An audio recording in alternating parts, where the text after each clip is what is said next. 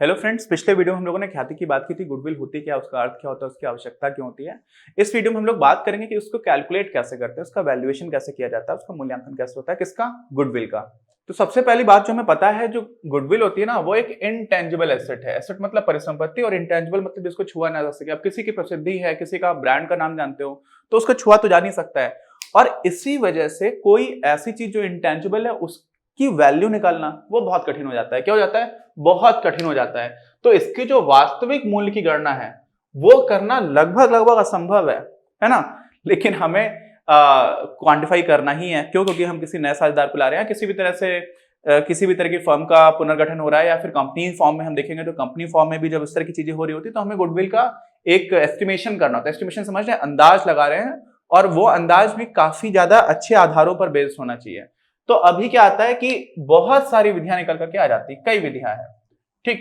अब उन विधियों में हमने ये भी देखा है कि अलग अलग विधि से अगर आप मूल्यांकन करोगे तो गुडविल का मान अलग अलग आ जाएगा। कोई बोलेगा 10 लाख की गुडविल है, कोई बोलेगा 15 लाख की है, कोई बोलेगा 20 लाख की है।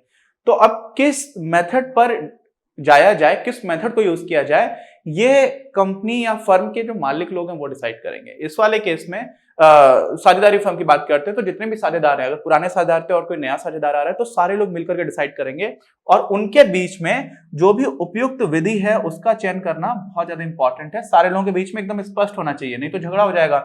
जो नया साझेदार होगा बोलेगा कि मुझे तो पैसे देने हैं, तो मैं तो ऐसा मेथड चाहूंगा जिसमें मुझे कम से कम गुडविल निकल करके आ रही हो कंपनी का। पुराने लोग चाहेंगे कि ज्यादा से ज्यादा मेथड वाला यूज किया जाए। तो ऐसे करके फिर लड़ाई झगड़ा हो सकता है। इसलिए क्या होना चाहिए, पहले से स्पष्ट होना चाहिए कि कौन सा मेथड कहां पर यूज किया जाएगा। अच्छा, अब ये समझिए कि हम लोग के बीच लिए तीन प्रमुख विधियां हैं जो हम लोग पढ़ेंगे। तीन मेथड्स हैं। पहला तो होता है एवरेज प्रॉफिट्स का। तो एवरेज प्रॉफिट मेथड, औसत लाभ विधि, ठीक, ये है। दूसरी होती है हमारी अधिलाभ, सुपर प्रॉफिट्स की बात करते हैं हम लोग, ठीक है। तो सुपर प्रॉफिट्स मेथड है। और तीसरा होता है हम लोग कैपिटलाइज कर देते हैं, पूंजीकरण विधि होती है, तो कैपिटलाइजेशन मेथड, ठीक। एक करके हम लोग सारे ही मेथड्स को देखेंगे, क्या अंतर है इन तीनों में, और इन तीनों में हम लोग क्वेश्चंस को कैसे सॉल्व करते हैं, आराम से समझिएगा, बहुत आसान है। सबसे पहला आता है हमारा औसत लाभ विधि। देखो, ऐसा मानते हैं, इसमें assumption क्या होता है ना, फंडामेंटल assumption। इस विधि को प्रयोग करने का assumption क्या है, ये विधि क्यों हम लोग यूज कर रहे होते हैं, बहुत सबसे आसान भी है। इसमें क्या होता है यार, ऐसे मानते हैं कि मान लीजिए कोई बिजनेस स्टार्ट हुआ। अब कोई बिजनेस स्टार्ट हुआ तो उसमें लोगों ने पहले पैसा लगाया, जमीन खरीदी, दुकान भी करना है मान लीजिए, तो दुकान में आपने सामान खरीद के लेकर के आए, फिर आपने कुछ लोगों को हायर किया, थोड़ी बिल्डिंग बनाई, हो सकता है फर्नीचर की भी जरूरत पड़ी हो। तो आपको शुरू में फायदा होता नहीं है, ठीक। आप सेल करते जा रहे हो, सेल करते जा रहे हो, आपको शुरू में फायदा नहीं होता है। कुछ समय ऐसा रहता है, कुछ ऐसे वर्ष माने जाते हैं जब तक आपको फायदा नहीं होगा। क्या माना जाता है कि कुछ समय तक आपको फायदा नहीं होगा। अच्छा, लेकिन अब तो कोई नया साझेदार आ रहा है, तो जो नया साझेदार आया तब तक क्या हो गया, बिजनेस ने जब फायदा नहीं कमाया था उसके बाद से फायदा कमाना स्टार्ट भी कर दिया। अब जो भी बिजनेस है वो अपना फायदा कमा रहा है। तो जो नया साझेदार आया उसके लिए क्या हुआ, उसके लिए तो ऐसा हुआ कि एक प्रॉफिटेबल बिजनेस ऑलरेडी चल रहा है। तो नए साझेदार के लिए, जो पुराने साझेदार हैं वो बोलेंगे यार, अगर तुम अभी नए नए आए हो और मान लो तुम अपना नया बिजनेस स्टार्ट करोगे, तो नया बिजनेस स्टार्ट करने के बाद से तुमको भी कुछ टाइम तक प्रॉफिट नहीं होगा, और हमारा जो बना बनाया बिजनेस से चल रहा है, तो इस वजह से हमारी एक गुडविल है।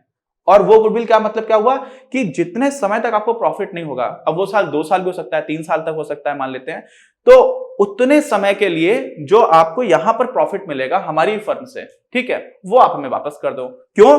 क्योंकि अगर आपने, समझ लीजिए कोई नया साझेदार है, आराम से समझना, बिल्कुल नया साझेदार है, उसको मैं क्या बोलूंगा कि आप खुद इतने पैसे लगा करके जब काम करोगे तो आपको शुरू के 2 या 3 साल तक कोई प्रॉफिट होने वाला नहीं है। तो ऐसे में हमारा तो प्रॉफिट हो ही रहा है और आप हमारी फर्म के साझेदार बन रहे हो, तो स्टार्टिंग के 2 या 3 साल का जो प्रॉफिट होगा उसमें हम क्या करेंगे, आपसे चीजें ले लेंगे, या आप हमें उसमें से कुछ शेयर दो, वो वाला हिस्सा हम आपसे ले लेंगे, क्योंकि वो हमारी गुडविल हो गई है। अब ऐसी स्थिति में हमें आगे के प्रॉफिट्स तो पता नहीं है, तो हम क्या करते हैं, पुरानी कुछ सालों के प्रॉफिट निकालते हैं, पिछले साल, उससे पिछले साल, उससे पिछले साल, ऐसे करके जो भी हमें दे रखा हो प्रश्न में। तो मान लीजिए हमें पिछले 4 साल, जो पिछले 4 साल थी उनके प्रॉफिट्स दे रखे हैं कि एक साल 15,000 का लाभ हुआ, एक साल 20,000 का हुआ, एक साल 25,000 का हुआ, और एक साल फिर से 25,000 का हुआ। तो कुल लाभ हो गया 15 और 20 35 और 25 25 85। तो 4 साल में 85,000 का लाभ हुआ, ठीक, टोटल। लेकिन हमें तो औसत निकालना है, तो हम 85,000 को क्या करेंगे, 4 से डिवाइड कर देंगे, तो आ जाएगा हमारे 21,250।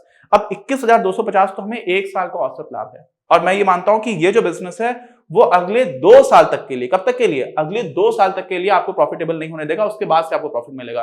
तो 21,250 में मैं 2 से गुणा कर दूंगा, और इस हिसाब से जो हमारी वैल्यू आ जाएगी वो आ जाएगी 42,500 की। अब 42,500 जो हमारा है वो हमारी क्या हो जाएगी, गुडविल हो जाएगी। अभी मैं सारे क्वेश्चंस करूंगा तो आपको अच्छे समझ में आएगा, लेकिन कॉन्सेप्ट क्या था वो आपने समझ लिया। तो हम करते क्या, इसमें हम पिछले कुछ वर्षों का औसत निकालते हैं और उसमें एक संख्या से गुणा कर देते हैं x से। ये x क्या है, x वो नंबर है वर्षों का जितने वर्ष तक को हम पहले से सारे लोग सहमत होकर के मान लेते हैं क्या होती है, इस वर्षों की सहमत संख्या जितने वर्ष तक आपको लाभ नहीं मिलेगा ऐसा माना जा रहा होगा, तो इस वजह से उसी हिसाब से हम इसकी गुडविल बना देते हैं। अब क्या होता है कि कभी कभी ये भी बात समझना इंपॉर्टेंट है, इसको भी समझ लो। कभी कभी क्या होता है ना, जैसे पिछले 4 साल का था, मैंने बोला पहले 15,000 का प्रॉफिट हुआ एक साल, दूसरे साल 20,000 का, फिर तीसरे साल 25,000 का और चौथे साल भी 25,000 का प्रॉफिट हुआ। अब कोई जो नया साझेदार आ रहा है उसको बहुत पुराने वाले प्रॉफिट से उतना मतलब नहीं है जितना इसी साल वाले प्रॉफिट से हुआ। क्यों? क्योंकि जो एकदम रिसेंट चीजें होती है ना वो फर्म के बारे में ज्यादा अच्छी जानकारी दे रही है। तो हम क्या करते हैं, जो जितना पास के समय के प्रॉफिट्स होते हैं, पुराने लाभ होते हैं, उनको ज्यादा वेट दे देते हैं, उनको ज्यादा भार दे देते हैं, उनको ज्यादा वैल्यू दे देते हैं। तो कैसे देते हैं हम उदाहरण करेंगे तो आपको समझ में आएगा, लेकिन क्यों देते हैं समझ में आया, क्योंकि वो ज्यादा मीनिंगफुल है।